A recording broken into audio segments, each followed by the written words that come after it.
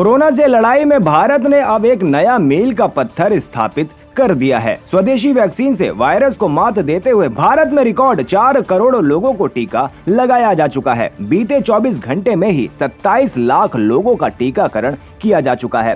पहले फेज में front line workers को वैक्सीन दी गई है और अब 60 वर्ष के अधिक उम्र के बुजुर्गों को कोरोना की वैक्सीन दी जा रही है।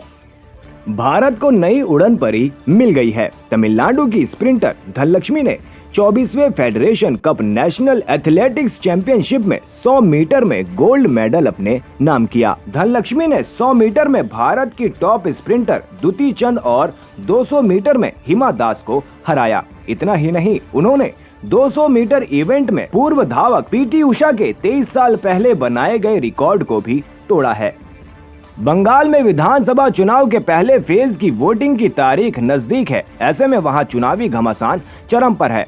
इसी सिलसिले में प्रधानमंत्री नरेंद्र मोदी ने आज खड़गपुर में चुनावी जनसभा की। मोदी ने बंगाल में विकास और भ्रष्टाचार के मुद्दों को लेकर टीएमसी और मुख्यमंत्री ममता बनर्जी पर जमकर निशाना साधा। मोदी ने सोशल मीडिया डाउन होने से लोगों के बेचैन होने का उदाहरण देकर ये मैसेज देने की कोशिश की कि बंगाल में तो 50 साल से विकास और सपने ही डाउन है। मोदी ने लोगों से कहा कि आपका उत्साह कह रहा है कि बंगाल में इस बार बीजेपी की सरकार। मैं ऐसा इसलिए कह रहा हूं क्योंकि बंगाल की इस धरती पर 130 कार्यकर्ताओं ने बलिदान दे दिया ताकि बंगाल आबाद रहे। दीदी ने 10 साल में बंगाल को बर्बाद कर दिया। कांग्रेस के पूर्व अध्यक्ष राहुल गांधी ने असम विधानसभा चुनाव में जोरहाट में एक रैली को संबोधित करते हुए कहा कि अगर राज्य में कांग्रेस की सरकार बनी तो सभी परिवारों को 200 यूनिट तक फ्री बिजली देंगे। इसके साथ ही उन्होंने 5 बड़े ऐलान किए।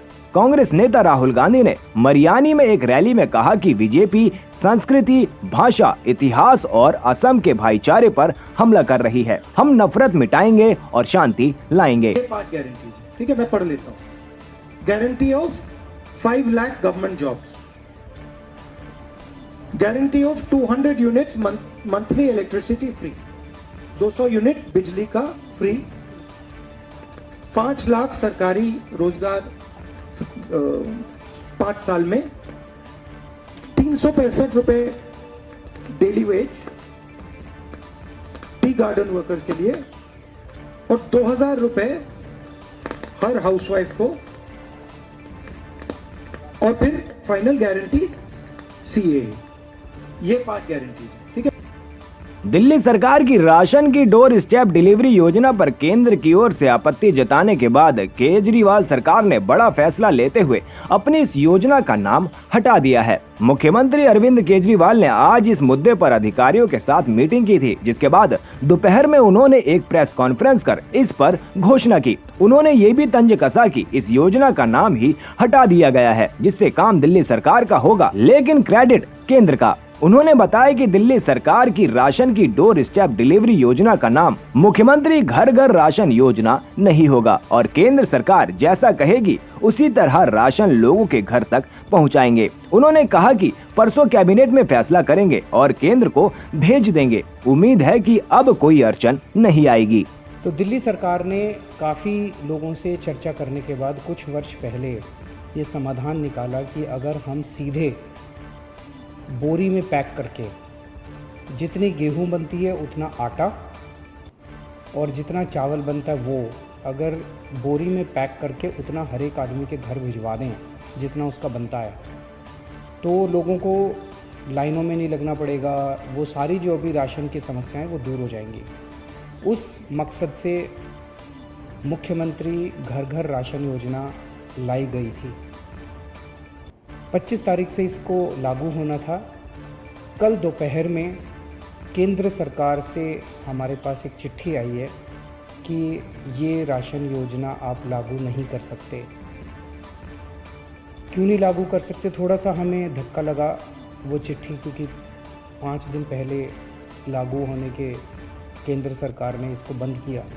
क्यों नहीं लागू कर सकते? तो उस चिट्ठी में ये लिखा हुआ है कि इसका नाम मुख्यमंत्री घर घर राशन योजना नहीं रखा जा सकता। उनको शायद मुख्यमंत्री शब्द से आपत्ति है। हम ये कोई अपना नाम करने के लिए नहीं कर रहे, हम ये योजना कोई अपना नाम चमकाने के लिए नहीं कर रहे, हम ये कोई क्रेडिट के लिए नहीं कर रहे। उसमें ये भी लिखा हुआ है कि चिट्ठी में ये लिखा हुआ है कि लोगों को ये लगेगा कि ये राज्य सरकार की योजना है। हम ये अपने क्रेडिट के लिए भी नहीं कर रहे। कोरोना के कार्यकाल में भी हमने कहा था कि दिल्ली के अंदर आम आदमी पार्टी सरकार किसी भी क्रेडिट के लिए काम नहीं कर रही। क्रेडिट सारा उनका, काम सारा हमारा, जिम्मेदारी सारी हमारी। हम इसी प्रिंसिपल पे काम करते हैं। तो आज सुबह मैंने अफसरों के साथ मीटिंग करी और मैंने उनको कहा कि इस योजना का नाम हटा दो। इस योजना का नाम अब इसका कोई नाम नहीं है, ये कोई योजना नहीं है, इसका कोई नाम नहीं है। जैसे पहले केंद्र सरकार से राशन आता था वो दुकानों के जरिए बढ़ता था, अब ये राशन जो है घर घर पहुंचाया जाएगा। हमें कोई नाम के अंदर नहीं पड़ना, कोई क्रेडिट के चक्कर में नहीं पड़ना, कोई मुख्यमंत्री योजना, कोई कुछ नहीं करेंगे। तो मैं समझता हूँ कि इस निर्णय के बाद अब केंद्र सरकार का जो भी आपत्तियाँ थी वो आपत्तियाँ दूर हो गई होंगी और केंद्र सरकार अब इसको आगे लागू करना हमें अलाउ करेगी।